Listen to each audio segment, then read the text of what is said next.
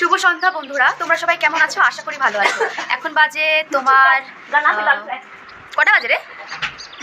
ওই কটা বাজে? 6:50। এখন বাজে তোমার 6:50। তো আমরা এখন ম্যাগি খাবো। তো আমাদের বন্ধুরা পড়াশোনা করছে আর আমি এখানে ব্লগ করছি, আর কিছুজন বাইরে ঘুরতে গেছে, জানি না কি।